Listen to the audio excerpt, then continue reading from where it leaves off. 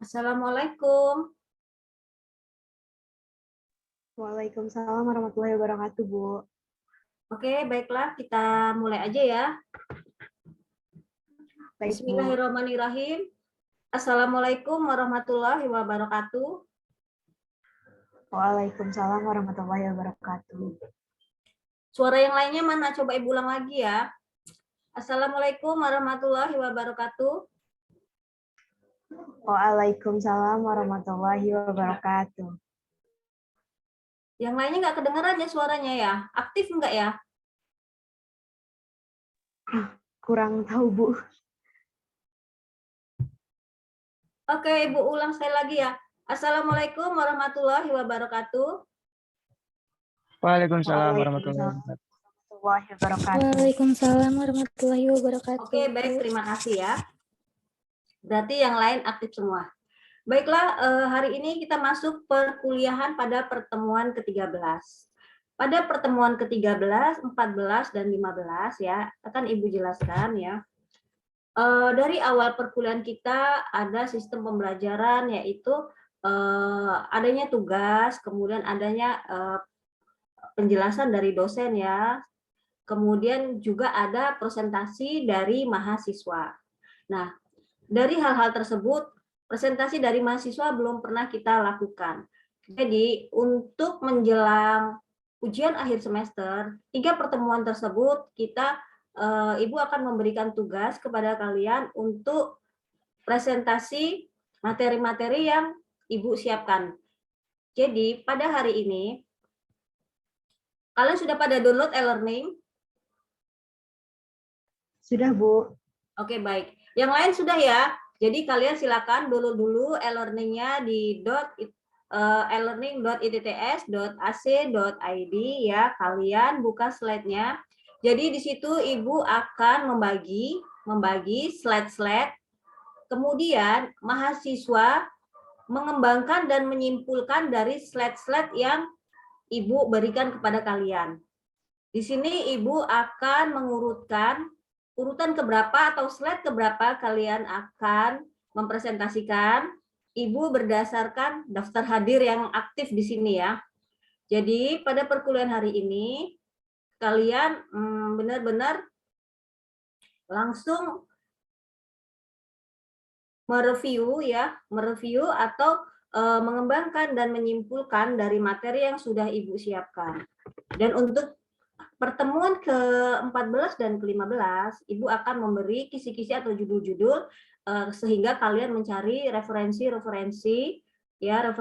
sendiri, kemudian akan Ibu bagi tugasnya untuk mempresentasikan siapa-siapa yang akan mempresentasikan dari judul-judul yang Ibu persiapkan. Ya. Kemudian kalian jangan lupa untuk absen di grup ya, supaya Ibu urutannya tidak salah. Yang belum absen di grup, silakan kalian absen di grup. Ini baru Mbak Amanda yang sudah absen di grup. Yang lainnya langsung absen ya. Baik, sudah buka e-learning-nya? Sudah, Bu. Oke, baik. Nah, di e-learning tersebut ya, Ibu akan membagi slide-slide yang akan kalian kembangkan ya. Kalian kembangkan, kalian tambahkan, kemudian nanti silakan untuk mempresentasikan ya. Ibu mulai dari ini slide yang sudah hadir. Alfata Wibisono ada nggak? Alfata Wibisono? Di sini ada ya. Alfata Wibisono? Mbak Amanda? Iya, Ibu. Amanda ada ya. Oke ya, Alfata Wibisono Ada, ini hadir apa enggak ini Mbak Amanda? Ada, Bu, Alfata, tapi mic-nya itu rusak, Bu. Mungkin dia ganti ke HP dulu, Bu. Itu ada di kolom Oke, chat. tapi Mas Wata ini ya, dengar nggak ya? Coba dia ngechat ke chat aja kalau dia nggak ada mic-nya. Oke, Ya, dimulai dari Mbak Amanda ya. Ibu panggil dulu. Mbak Amanda ada? Ada, Bu. Kemudian Adrian Marcelino ada? Ada, Bu. Kemudian ini berubah lagi. Aulia? Ada, Bu. Aulia ada ya.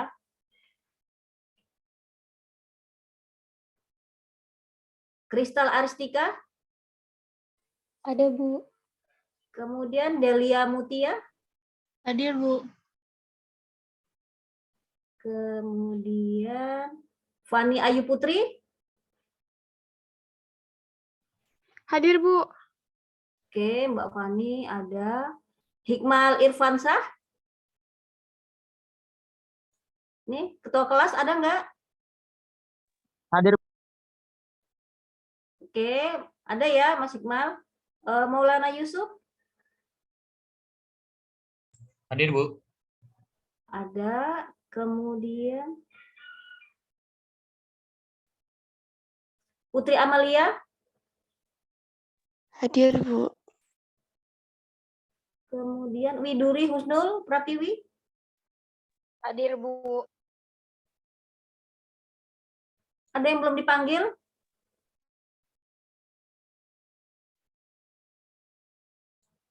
Oke ya, udah ya. Saya rasa udah. Oke, baik. Kita mulai dari Mbak Amanda. Ada ya Mbak Amanda? Ada, Bu. Oke. Mbak Amanda sudah lihat di e-learning ya? Sudah, Bu. Oke, baik. Sambil saya catat ya, nanti lupa urutannya.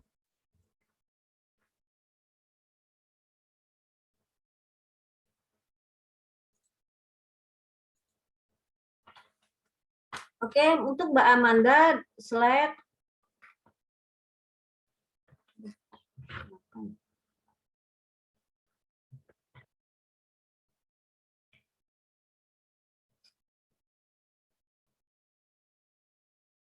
Oke, untuk Mbak Amanda, slide 5, kita mulai dari setelah kita masuk ke materi ya, setelah tujuan ya. Tujuan ya, jadi ngitungnya slide kelima ya Mbak Amanda, paham ya? Paham, Bu. Ya, slide kelima kita hitung sebagai slide pertama ya.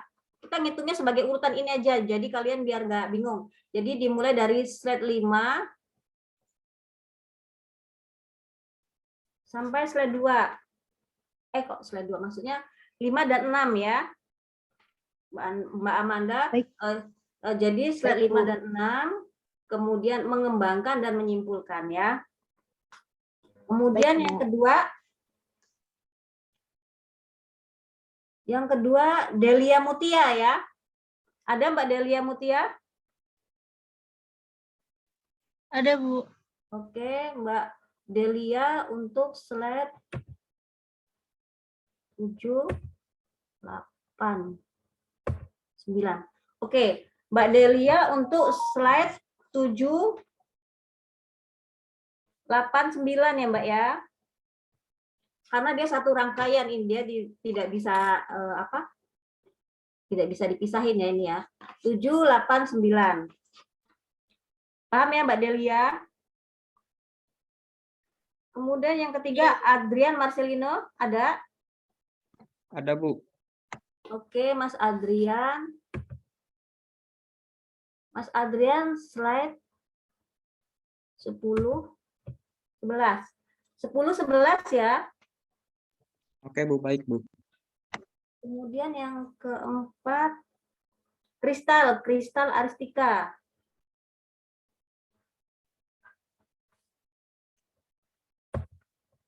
Mbak Kristal slide 12, 13, slide 12, 13 dan 14 ya. Baik, Bu. Oke, yang keenam Lukman Nur Lazuardi ada nggak? Ibu ngelihat di grup ya. Lukman Nur Lazuardi hadir? Di sini di absen ada. Ada nggak? Ada, Bu. Nih, bocahnya nih. Ada ya? Bu dimatiin. Oke. Halo, Bu, ada Bu. Oke, Mas Lukman Nur Lazuardi untuk slide-nya, slide. Kok mati sih, Mas? Lagi lu mah. Udah. Bagan struktur. Oke. Slide ke-15 dan 16 ya. Ini pakai air, anjir. Oh. Apa itu? Maksudnya Gimana Mas Lukman? Paham? Paham nggak? paham, Bu, paham. Oke ya, Mas Lukman, slide 15, 16. Kemudian yang ke-6 nih, Mas Hikmal Irfansyah, ada ya? Ada Bu. Oke, ketua kelasnya nih nggak pernah muncul ya. Bu, bandel Bu, Iqbal Bu. Oke, Kenapa Bu? nanti jangan lupa ya ketua kelasnya untuk screenshot. Ya Bu, siap. Mas Hikmal, slide 17. Ini masuk 1, 2.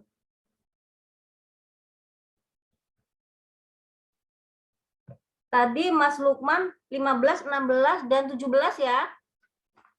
Masih gabungan soalnya. Halo Mas Lukman.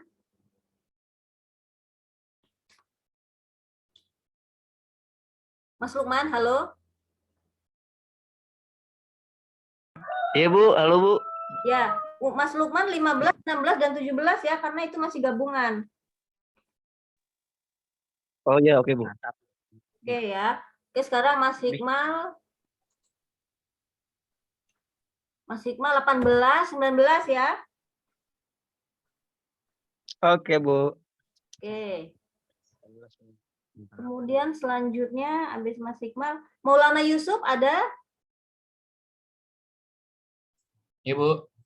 Oke. Untuk Mas Maulana Yusuf, Banyak. kayaknya banyak banget ya. Oke, gini aja. Tadi Mas Hikmal 18, 19 ya.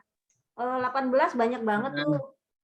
18 ada tiga koin. Jadi Mas Hikmal poin nomor 18 aja ya. Halo? Mas Hikmal, Iya ya halo? Bu, 18 aja. Ya. Mas Hikmal Iya, nomor maksudnya bagian selain 18 aja gitu. 18 aja, karena di posisi 18 ini ada 3 cohesion ya, ada 3 cohesion. Jadi di sini nanti Mas Lukman menjelaskan sambil memberikan contohnya ya. Jadi ada 3 poin di situ. Oke. Yang nomor 7, Maulana Yusuf ya. Iya, Bu. Maulana Yusuf slide ke 19 ya. 19 ada 3 poin juga.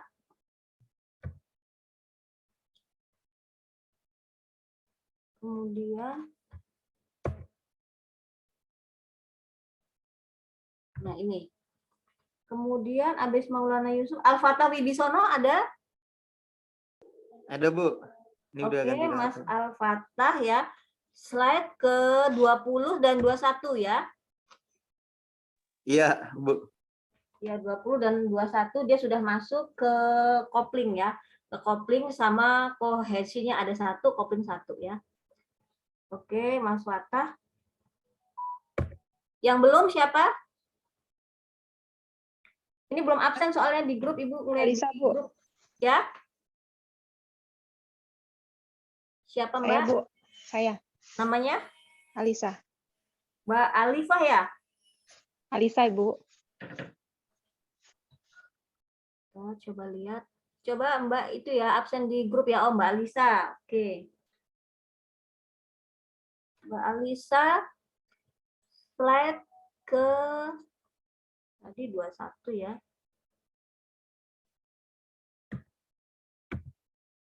Oke.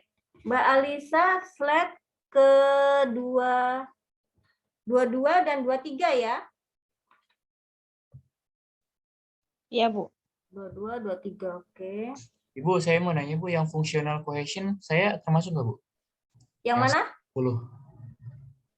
Yang slide Iya. ke-20, Bu. Slide berapa? Slide berapa? Ke-20. Saya kan dapat slide ke-19. Yang ke-20-nya kan itu ada 1 poin tuh. Itu termasuk nggak, Bu? Iya, Jadi untuk kohesi yang function cohesionnya dapat 1, kemudian masuk ke couplingnya 1, ke data couplingnya 1.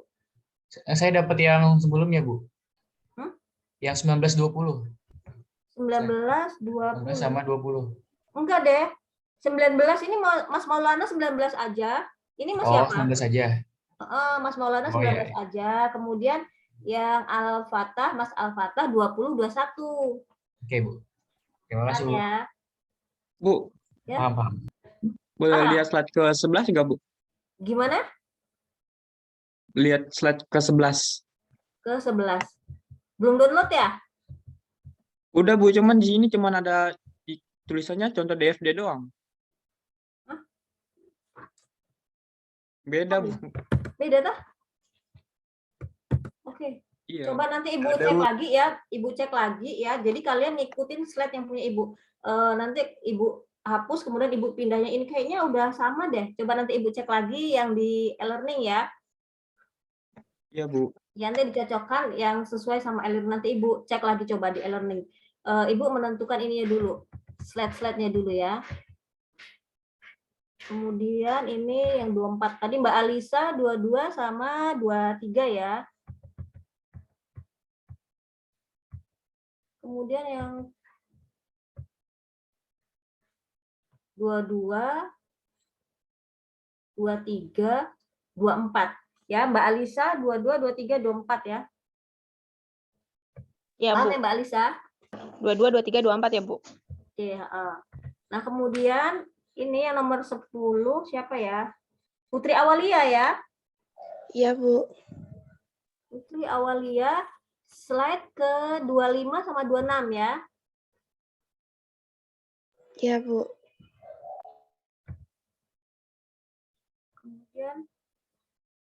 Kemudian Fania Ayu Putri ada ya? Fania, Mbak Fania. Iya, Bu. Ya, Mbak Fania slide tadi 25, 26, slide 27 input output. Oke.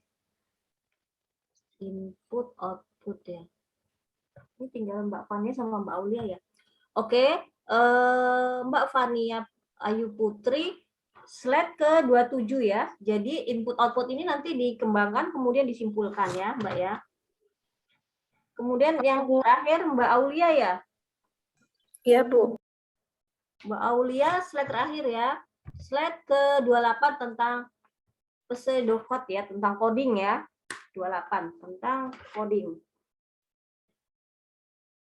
Paham ya Mbak Aulia? Iya, Ada yang belum kebagian?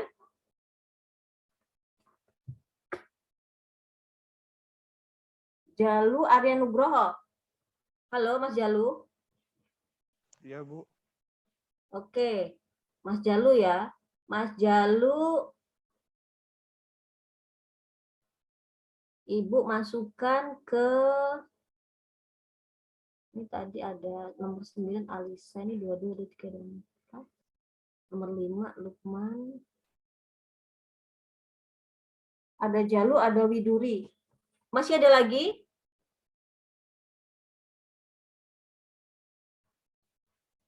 Di sini yang belum Mas Jalu sama Mbak Widuri ya. Halo Mas Jalu.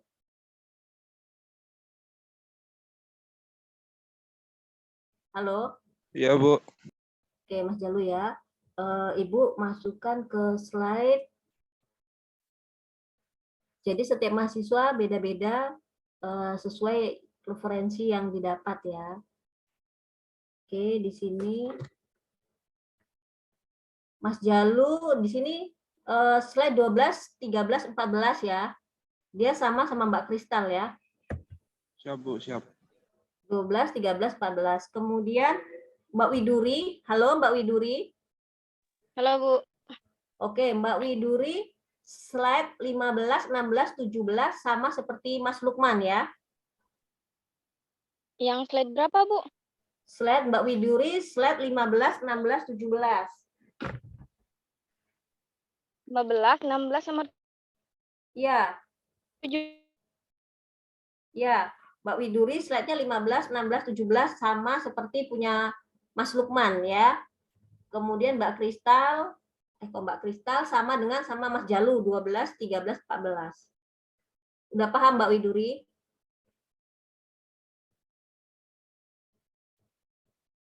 Halo? Halo Mbak Widuri? Sudah, Bu. Oke, baik. Oke, baiklah. Pembagian slide-nya sudah. Ada yang mau ditanyakan? Ibu akan rubah lagi ya yang slide yang modul yang di e-learning-nya. Ada yang mau ditanyakan? Cukup ya. Kalau nggak baik, kalau Ibu, tidak ada Amanda yang mau bertanya, ya.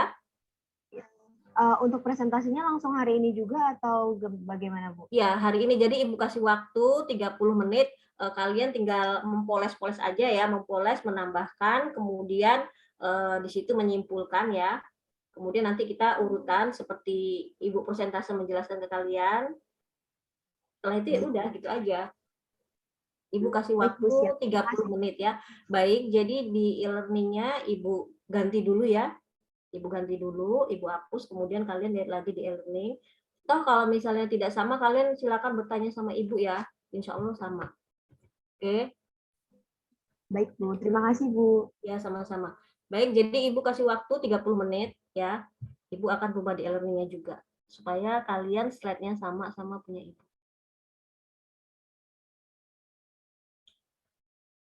30 menit ya. Silakan dimulai.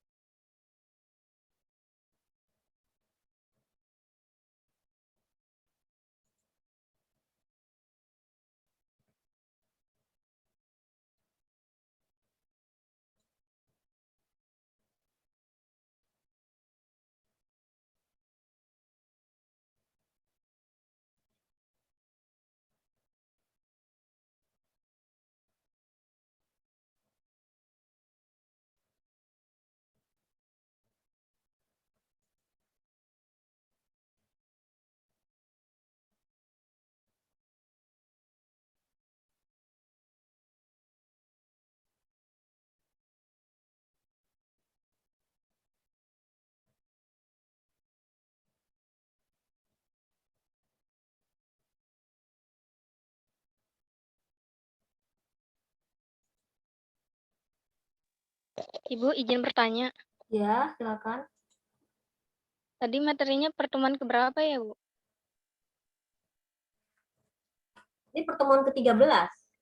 Oh, iya, Bu. Slide-nya itu ya sudah Ibu rubah, jadi kalian silakan di-download. Kalau tadi slide-nya tidak sama seperti yang punya Ibu ya, mungkin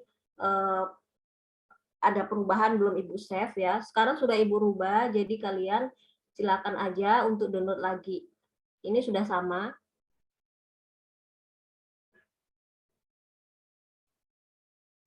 Oke. Ibu mau bertanya, Ya, yang tadi kan ada 2 orang slide-nya sama ya Bu, itu jadi satu kelompok atau sendiri-sendiri jadinya? diri sendiri ya. Jadi maksudnya gini, kenapa sama tadi kan slide-nya sudah habis ya. Kemudian jika pendapat slide pada 12-13 Mbak Kristal menjelaskan, kemudian nanti Mas Jalu juga ada pendapat lain kan seperti itu. Jadi nanti kita gabung pendapatnya gitu. Oke, baik Bu. Terima kasih Bu. Ya, sama-sama. Oke, sudah di-download ya slide-nya. Ini udah sama kok. Oke, silakan dikerjakan.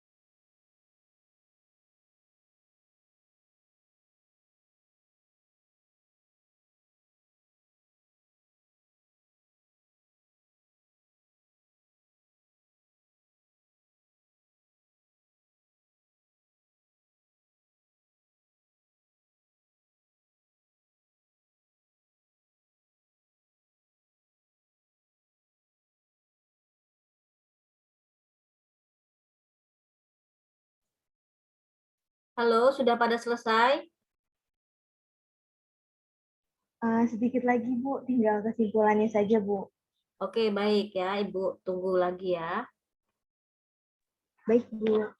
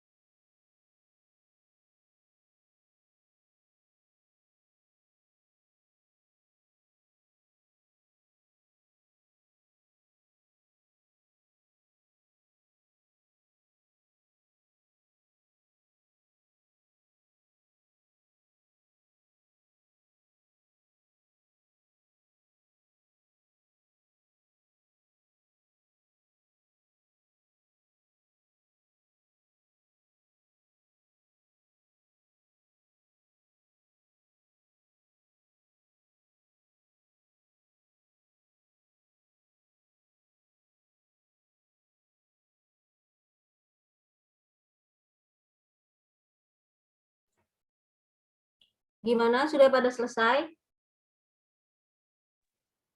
Sudah, Bu. Yang lain sudah semua ya? Udah, Bu. Oke, baik. Karena kan kita ini berurutan ya, sesuai dengan slide yang udah Ibu berikan ya. Semuanya sudah siap ya, maksudnya sudah selesai semua. Jadi bisa kita mulai kalau sudah selesai semua.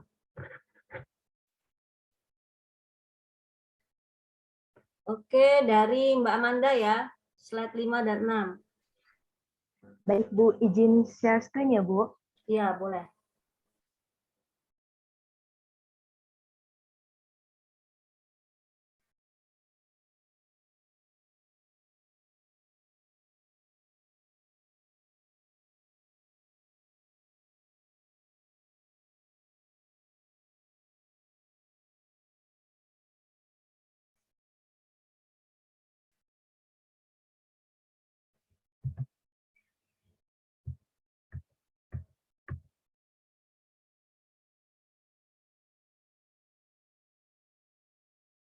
Baik, saya mulai ya, Bu. Oke, silakan.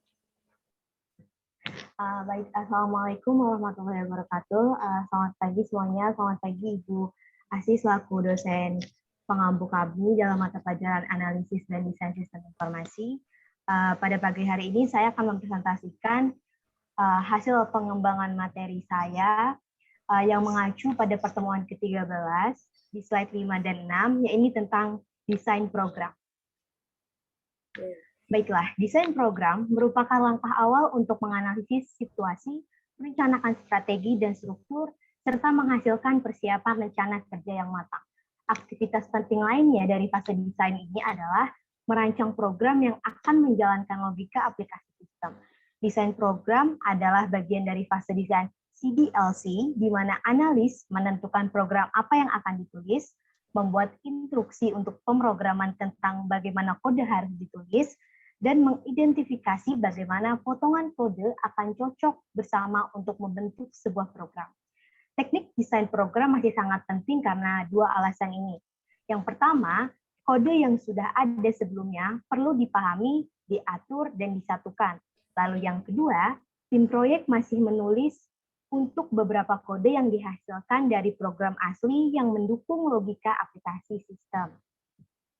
Lalu, prinsip dasar dalam pembangunan program berdasarkan input data, proses, dan juga output. Selama analisis, analis sistem mengidentifikasi proses dan aliran data yang diperlukan untuk mendukung persyaratan fungsional sistem baru. Proses dan aliran data ini terkandung pada diagram aliran data logis untuk sistem yang akan datang. Selama desain model proses fisik dibuat, untuk menunjukkan detail implementasi dan menjelaskan bagaimana sistem akhir ini bekerja. Lalu, bagaimana sih membuat desain program yang baik? Nah, berikut merupakan langkah-langkah untuk membuat desain program dalam sebuah organisasi yang baik, yaitu adalah pertama, identifikasi program atau program identification. Langkah ini dikenal sebagai metode analisis situasi yang terdiri dari beberapa analisis yang memungkinkan untuk mengembangkan ide utama program. Metode ini dibuat dengan membentuk kerangka skala prioritas untuk target program organisasi yang dapat juga digunakan untuk perencanaan jangka panjang. Lalu yang kedua, formulasi program, yaitu program formulation. Langkah ini adalah proses penggambaran kerangka konsep yang jelas dan terorganisir meliputi beberapa hal, misalnya apa saja yang harus dicapai, bagaimana hal itu dapat dicapai, lalu sumber daya apa saja yang harus tersedia, dan jangka waktu pelaksanaannya. Yang ketiga, perencanaan kerja atau implementation planning. Dalam pembuatan desain program, rencana kerja atau implementation planning mutlak diperlukan rencana kerja. Biasanya disesuaikan sebelum pelaksanaan dan selama pelaksanaan program yang meliputi jadwal pelaksanaan, sumber daya yang diperlukan, hingga anggaran biaya. Lalu, langkah yang terakhir adalah perencanaan, monitoring, dan evaluasi atau planning of monitoring and evaluation. Monitoring dan evaluasi yaitu membandingkan rencana awal dengan apa yang sebenarnya terjadi selama pelaksanaan program. Hal ini dibuktikan dengan melihat kemajuan dan menilai pelaksanaannya program sesuai dengan perencanaan kerja yang telah disusun. Lalu kesimpulannya dari desain program ini yang saya ambil adalah pengenalan hal dasar dalam pembuatan desain program ini diharapkan dapat membantu organisasi maupun pembaca dalam mengembangkan program kerja secara efektif. Adanya rencana yang matang dan jelas sangatlah diperlukan untuk mendukung keberhasilan visi dan misi, beserta sebuah tujuan hingga memberi nilai yang positif sebagai agent of change untuk kesejahteraan masyarakat. Mungkin sekian yang bisa saya sampaikan, Bu. Kurang lebihnya mohon maaf. Wabillahi taufiq wal hidayah. Wassalamualaikum warahmatullahi wabarakatuh. Waalaikumsalam warahmatullahi wabarakatuh. Oke, bisa ditutup slide-nya. Baik, Bu. Oke, itu tadi dari Mbak Amanda ya. Di situ sudah dijelaskan juga ya secara lebih rinci, lebih detail ya tentang langkah-langkah dari desain program. Kemudian kita lanjutkan ke slide 789 ya oleh Mbak Delia. Kemudian bagi kalian yang sudah membuat slide, jangan lupa untuk dikirim ke email Ibu ya. Kirim ke email Ibu sebagai bukti kalian sudah membuat slide untuk presentasi. Baik, Bu. Oke, selanjutnya Mbak Delia. Iya. Slide ke 789 ya. Bergerak dari logis ke model proses fisik. Ada data logis, ada data fisik. Bu izin share screen ya, Bu. Oke, silakan.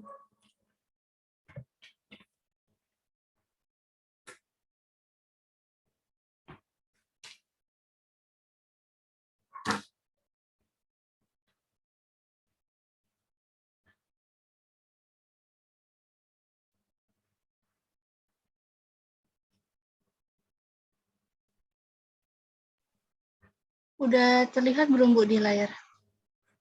Belum.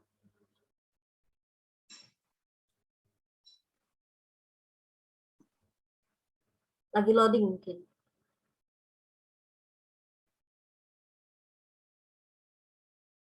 Oke, sudah kelihatan?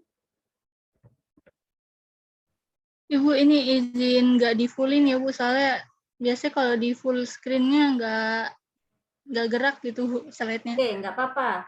Iya. Oke. Ya. Saya mulai ya, Bu. Ya. Bu.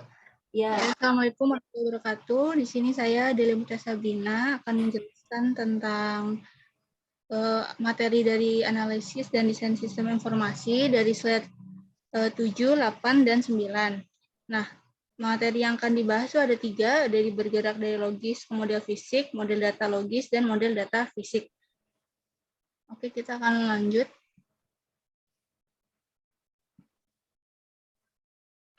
Sini ada model data logis. Model data logis adalah mendefinisikan bagaimana sistem harus diimplementasikan terlepas dari DBMS. Model ini biasanya dan analis bisnis.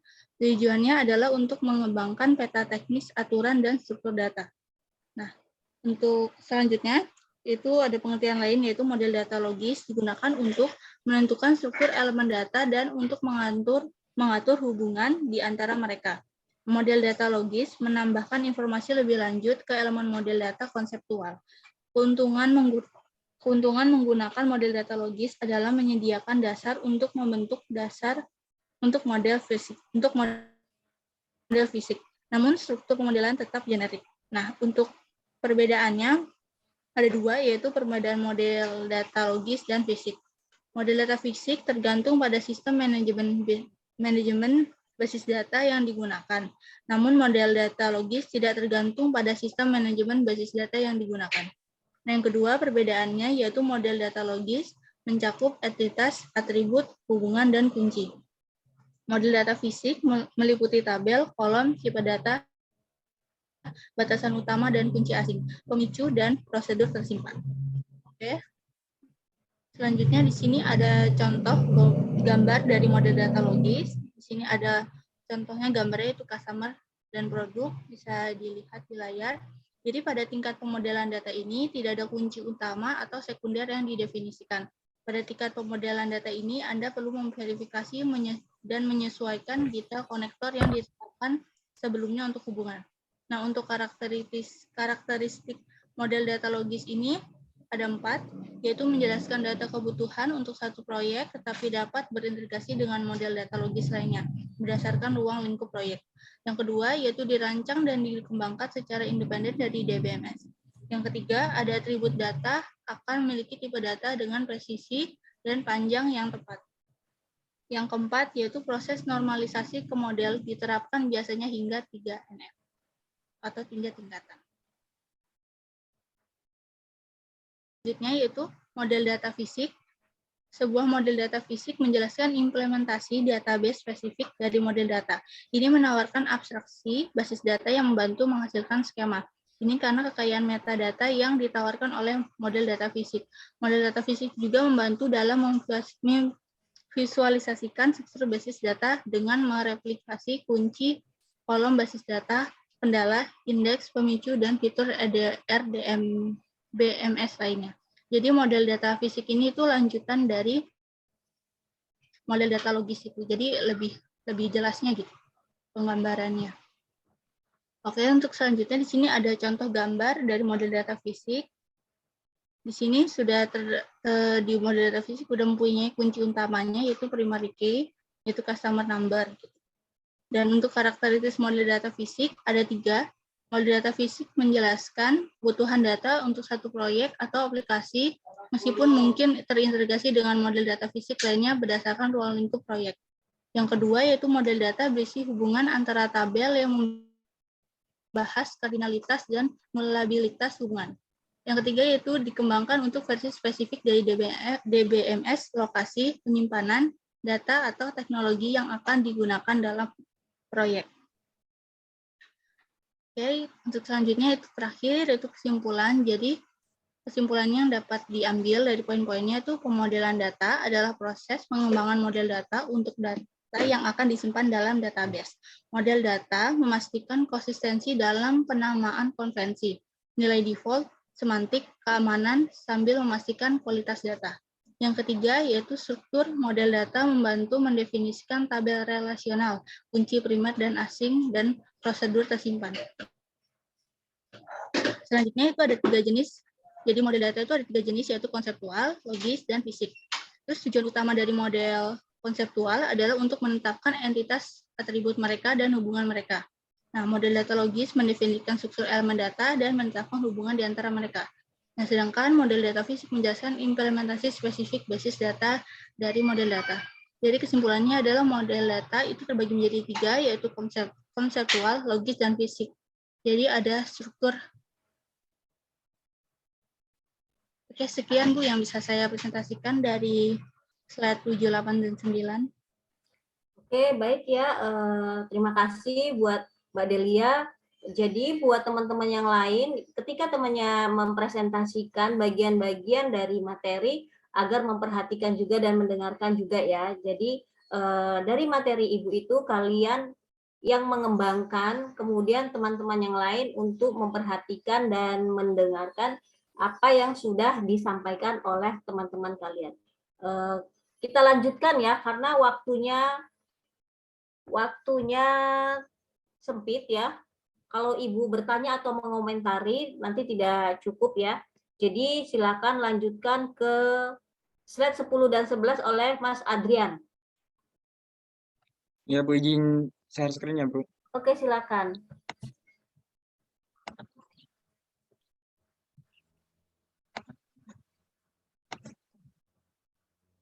Udah kelihatan belum Bu? Lagi loading. Oke. Oke, udah kelihatan. Udah ya Bu. Oke, di sini saya akan Assalamualaikum warahmatullahi wabarakatuh. Di sini saya akan melakukan presentasi dari slide 10 dan 11. Langkah-langkah yang harus perhatikan yang harus dilakukan untuk transisi ke DFD fisik. Yang pertama ada tambahan referensi implementasi.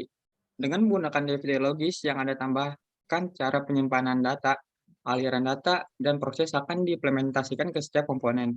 Penyimpan data pada DFD fisik akan merujuk ke file dan atau tabel database, proses, program, atau tindakan manusia, dan aliran data ke media fisik untuk data, seperti laporan kertas, pemindaian kode batang, layar input, atau laporan komputer. Jadi yang pertama, ini menurut saya, dia misalnya pertama-tama dibuat dalam bentuk tabel, database, atau file. Terus diproses kembali ke dalam bentuk fisiknya berupa laporan kertas atau seperti pemindaian kode batang, terus semacam barcode itu ke dalam bentuk fisik. Ini contoh barcode seperti gambar di bawah ini, seperti ini contohnya. Dan yang kedua, ada menggambar batas manusia mesin. Langkah kedua adalah menambahkan batas manusia mesin. DFT fisik membedakan interaksi manusia dan komputer dengan batas manusia mesin. Garis yang ditarik pada model untuk memisahkan tindakan manusia dari proses otomatis.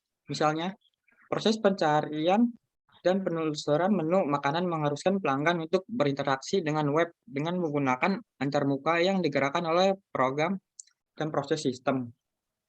Yang kedua ini menggambarkan batas manusia mesin. Menurut saya yang saya simpulkan, yang kedua ini manusia sama mesin gitu dibatasin interaksinya. Jadi kita manusia gak terus-terusan menggunakan mesin yang otomatis. Contohnya ada di salah satu minimarket yang menggunakan mesin otomatis untuk mengambil minuman. Jadi mesinnya itu kita tinggal masukkan uangnya atau menggunakan dompet digital di scan gitu. Terus kita memilih nomor atau angka yang akan kita ambil minumannya. Setelah itu minuman akan jatuh otomatis dan kita ambil. Jadi kesimpulannya yang kedua ini menurut saya manusia tidak selalu menggunakan mesin yang otomatis. Bisa saja kita mengambil minuman yang ada di kulkas secara manual. Itu batasan antara manusia mesin. Mungkin sekian dari saya, Bu. Oke, baik. Terima kasih ya, Mas Adrian. Jadi di sini Mas Adrian sudah memberikan contoh batasan antara manusia dan mesin. Jadi tidak segala sesuatu aplikasi itu semuanya dilakukan oleh manusia dan juga tidak semuanya dilakukan oleh mesin. Jadi dalam pembuatan aplikasi tersebut adanya kerjasama memiliki tugas-tugas masing-masing, ada ikut perannya manusia dan juga ada proses yang harus dilakukan oleh mesin dan bukan manusia. Oke, baik ya. Mungkin yang lain sudah paham. Kemudian slide-slide kalian jangan lupa ya kirim ke email Ibu ya. Nah, kemudian kita lanjutkan untuk slide ke-12, 13, 14 oleh Mbak Kristal. Ibu punya Kristal belum selesai. Gimana Mbak Kristal? Udah selesai? Belum selesai, Bu. Oke. Mas Jalu? Sama Bu, belum selesai.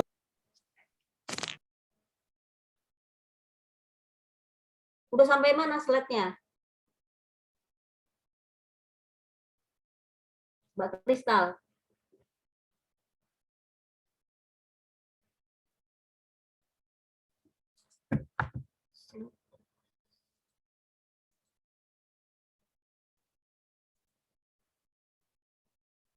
Halo Mbak Kristal.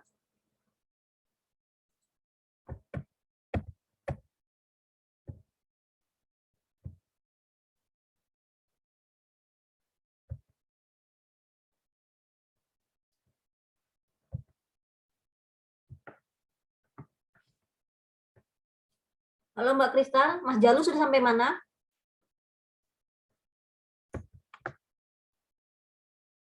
Halo?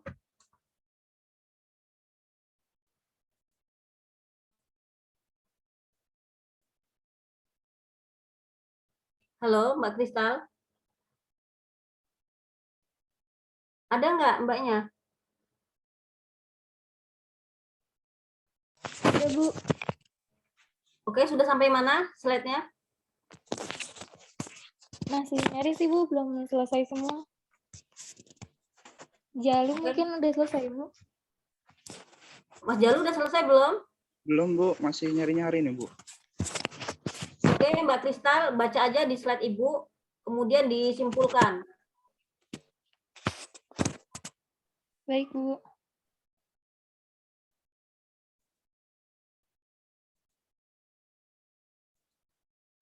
Di share screen nggak, Bu? Atau dibaca aja langsung? Di share screen ya.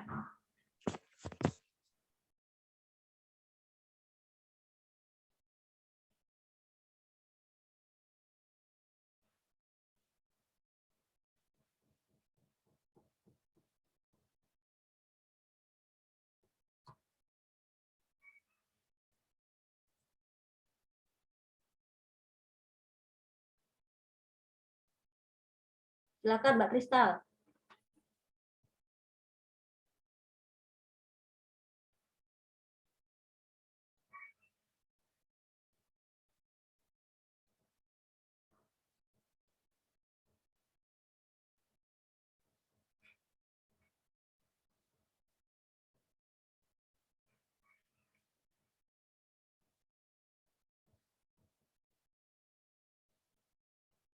Gimana Mbak Kristal? Slide-nya belum muncul.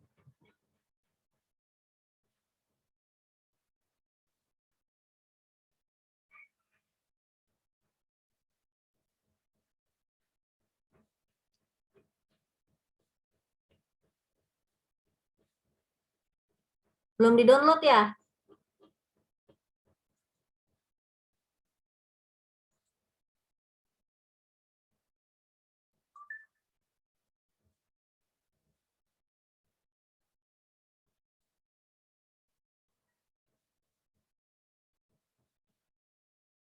Halo Mbak Kristal. Oke, ini udah Ibu tampilkan slide-nya.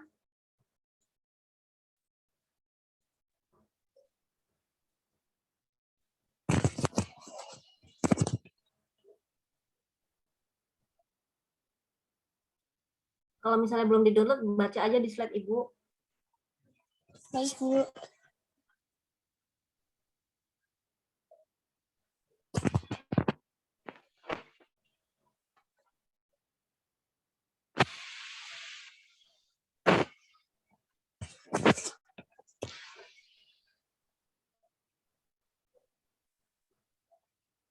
Pakai slide Ibu ya? Boleh, Bu. Ya, silakan. Nggak Ibu itu ya, nggak Ibu. Kelihatan kan ini? Kelihatan, Bu. Oke, silakan. Bismillahirrahmanirrahim.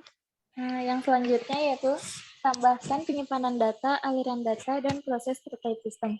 Pada langkah ketiga, Anda akan menambahkan proses penyimpanan atau aliran tambahan ke DFD yang khusus untuk implementasi sistem dan tidak banyak atau tidak sama sekali untuk dilakukan dengan proses bisnis itu sendiri. Misalnya, ada penyimpanan data di DFD Logis untuk menyimpan informasi pelanggan, tetapi teknologi database yang akan digunakan untuk membangun sistem tidak dapat menangani volume pelanggan yang besar dalam suatu tabel. DFD fisik mungkin perlu memiliki dua penyimpanan data, satu untuk pelanggan saat ini dan satu untuk pelanggan lama agar teknologinya dapat berfungsi dengan baik. Oke, bisa disimpulkan? Sampai selesai dulu ya. Oke, lanjut. Baik, Bu. Yang kedua yaitu perbarui elemen data dalam aliran data. Misalnya, sebagian besar sistem menambahkan elemen data terkait sistem ke aliran data yang menangkap saat perubahan dibuat pada informasi. Misalnya elemen data last update dan siapa yang membuat perubahan. Misalnya elemen data update by. Elemen data fisik lainnya adalah nomor yang dihasilkan sistem yang digunakan untuk mengidentifikasi secara unik setiap record dalam database.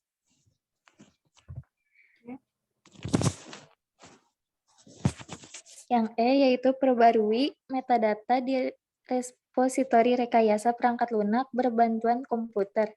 Akhirnya, tim proyek perlu memastikan bahwa informasi tentang komponen DFD dalam repositori cache diperbarui dengan informasi spesifik implementasi.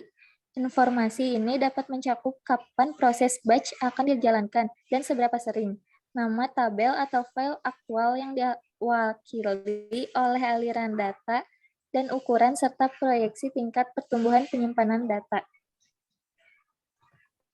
Oke.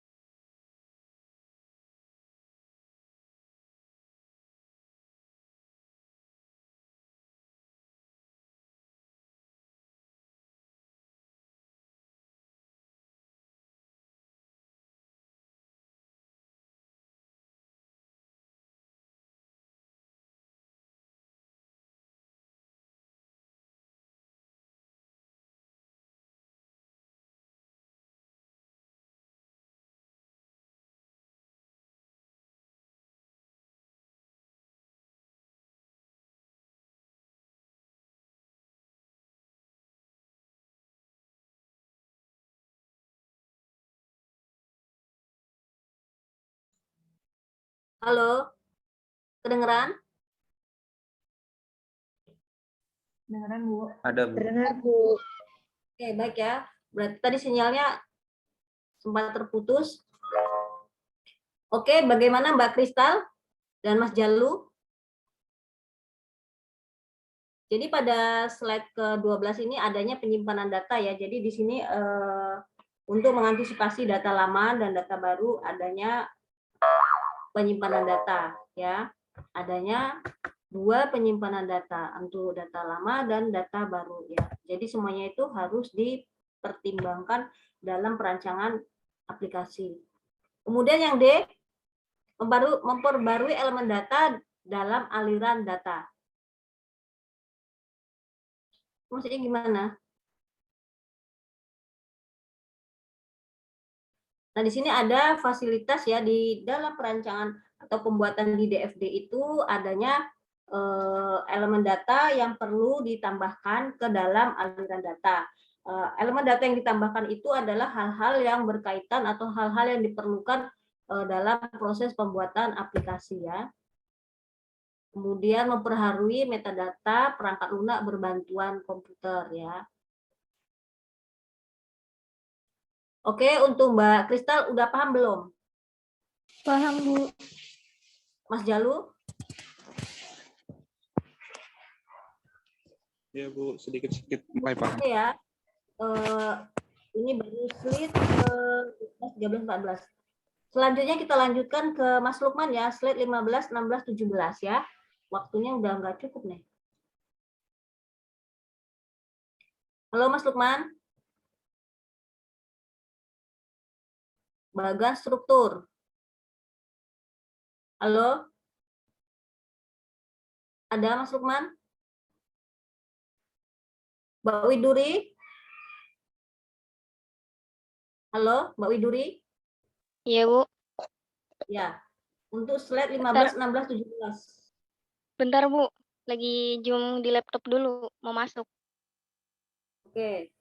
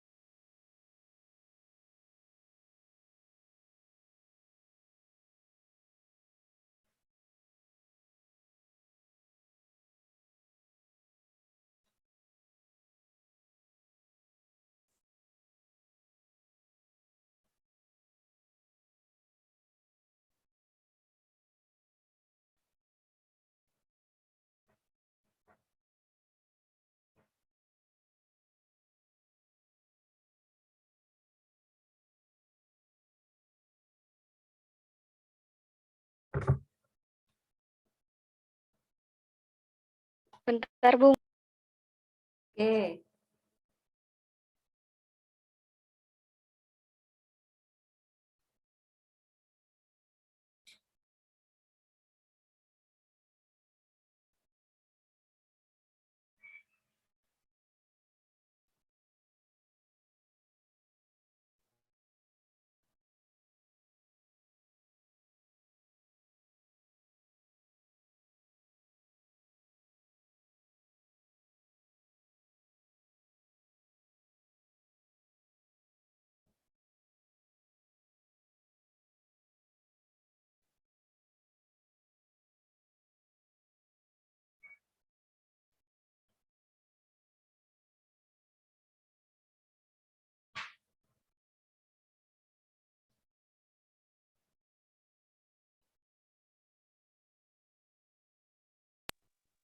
Udah ada, Bu. Oke, silakan. Mbak Widuri.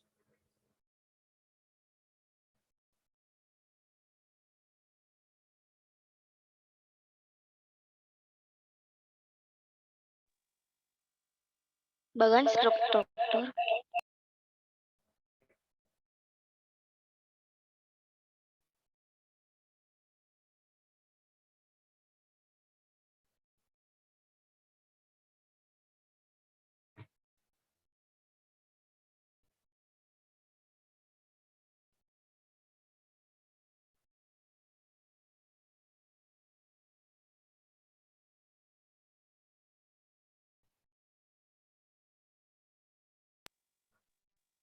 Bisa sih.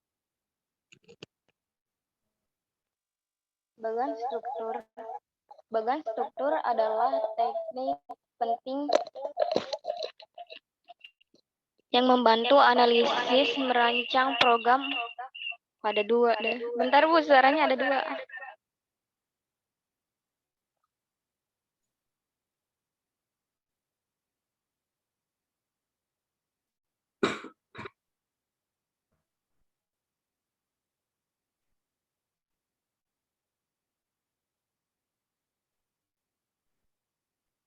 Bagan struktur.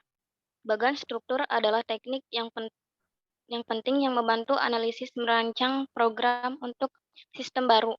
Bagan struktur semua komponen fungsional yang harus disertakan dalam program pada tingkatan tinggi. Fungsional independen pada tingkat tinggi yang diatur dalam format hierarkis.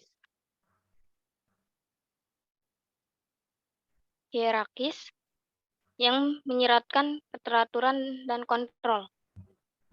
Function independence merupakan kunci perencanaan yang baik dan kunci kualitas program merupakan hasil pertumbuhan langsung konsep abstraksi.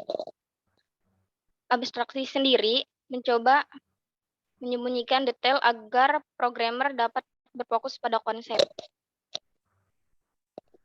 Dan information hiding memiliki subfungsi yang spesifik dan antarmuka yang sederhana. apabila dipandang dari bagian lain dalam struktur program. Independensi fungsional ini diatur dengan menggunakan dua kriteria yang yaitu kohesi keterpautan dan kopling keterkaitan.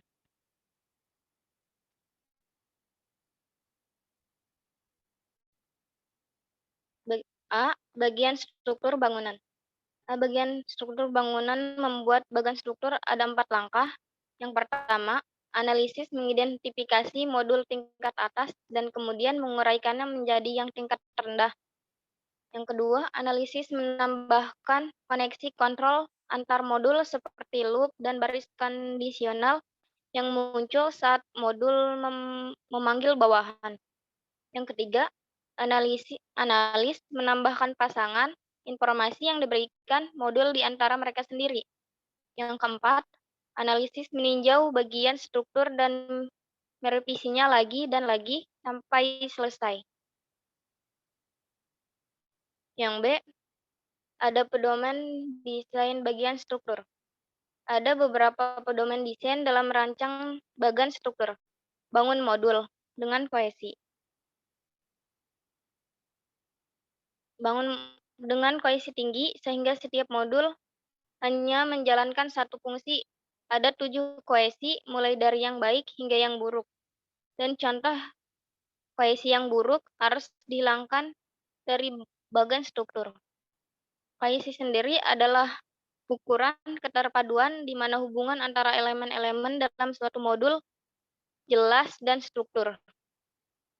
Dan kohesi sendiri adalah ukuran dari kekuatan internal sebuah modul yang mengindikasikan seberapa dekat elemen dalam sebuah modul berasosiasi.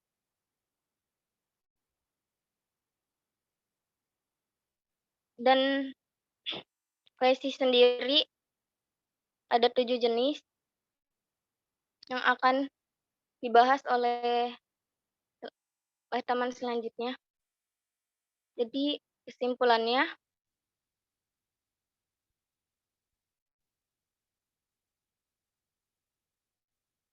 bentar Bu.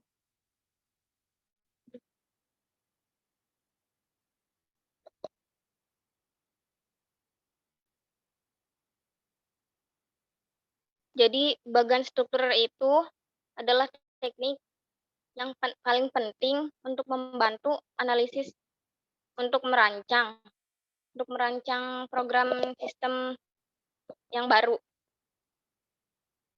Dan struktur juga harus menunjukkan semua komponen fungsional yang disertakan dengan program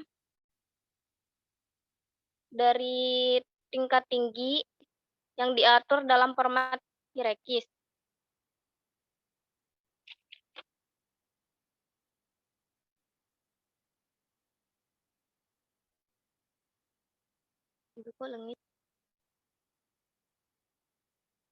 Dan di dalam bagian struktur di dalam bagian struktur juga terbagi menjadi 2, bagian struktur bangunan dan pedoman desain bagian struktur. Di mana bagian struktur bangunan ini mempunyai 4 langkah, di mana ada analisis mengidentifikasi modul dari tingkat atas dan menguraikannya menjadi tingkat yang terendah. Yang keduanya ada analisis untuk menambahkan koneksi antar modul dan baris kondisional yang akan muncul saat modul memanggil bawahan. Dan analisis menambahkan pasangan ini akan menampilkan informasi yang diberikan modul di antara mereka sendiri. Yang keempat, untuk meninjau bagian struktur dan merevisinya. Dan kesimpulan dari pedoman desain bagian struktur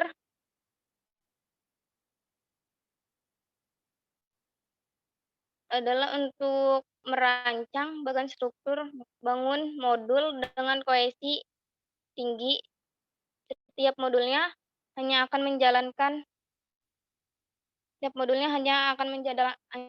menjalankan satu fungsi dari 7 kohesi itu. Sekian dan terima kasih, Bu. Sudah, Bu.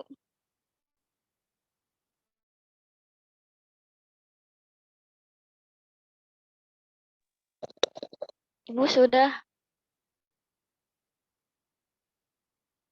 Bu.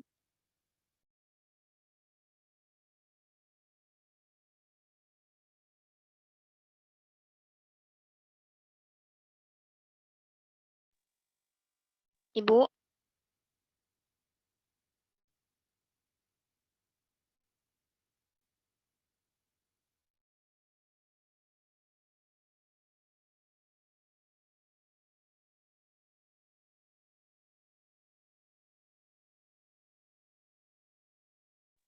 Ibu sudah.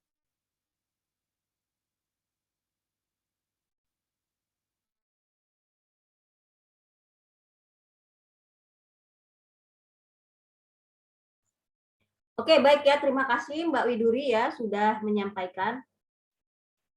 Jadi di sini di dalam desain program itu ada istilah namanya bagan struktur, yaitu ada bagan struktur bangunan atau kerangkanya ya. Itu adalah teknik bagaimana cara merancang sistem baru. Nah, kemudian juga ada pedoman dalam merancang bagan struktur. Nah, di situ yang nantinya akan dijelaskan oleh teman-teman kalian, tetapi karena berhubung waktunya tidak cukup, jadi yang sudah kalian buat, PowerPoint sudah buat, kalian kirim ke email Ibu ya. Kemudian kita besok jika ada waktu kita lanjutkan lagi. Nah, jadi untuk teman-teman yang belum menyampaikan atau adik-adik yang belum menyampaikan, silakan aja kirim ke email Ibu dulu, dan bagi yang sudah silakan kalian pelajari juga ya. Kemudian untuk pertemuan ke-14, presentasi ke-14, Ibu nanti akan memberi poin-poin atau kisi-kisinya 3 hari sebelum. Jadi kalian ketika pas perkuliahan dimulai, kita langsung mempresentasikan berdasarkan kisi-kisi yang Ibu kasih di grup ya. Nanti Ibu akan menyampaikannya di grup 3 hari sebelum. Nah, jadi kalian bisa menyampaikan tanpa harus mengerjakan secara mendadak ya. Oke, dari pertemuan hari ini ada yang mau ditanyakan? Halo? Tidak ada, Bu. Oke, saya rasa paham ya. Jadi, Ibu membuat sistem seperti ini supaya kalian ketika perkuliahan semuanya saling memperhatikan, kemudian saling memperhatikan temannya, kemudian materi-materinya yang apa Ibu berikan, kalian juga bisa langsung merespon ya.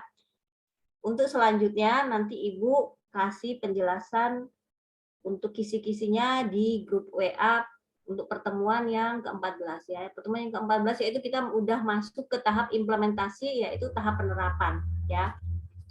Oke, baik. Karena waktunya tidak cukup, jadi presentasi selanjutnya nanti akan bisa kita lanjutkan lagi. Besok jika ada, pada pertemuan selanjutnya ada sisa waktu ya. Sisa waktu, jadi bisa kita masukkan presentasi yang ini. Oke, tidak ada yang tanya ya? Udah paham semua ya? Mbak Amanda udah paham? Paham, Bu. Oke, baiklah ya. Oke, baik. Kita tutup untuk perkuliahan hari ini ya. Kurang lebihnya Ibu mohon maaf ya. Jika ada kekurangan atau kesalahan, kita sama-sama. Ibu akhiri, wabillahi taufiq wal hidayah. Wassalamualaikum warahmatullahi wabarakatuh. Waalaikumsalam. Terima kasih, Bu. Ya, sama-sama. Terima kasih, Bu. Terima kasih, Bu. Ya, sama-sama.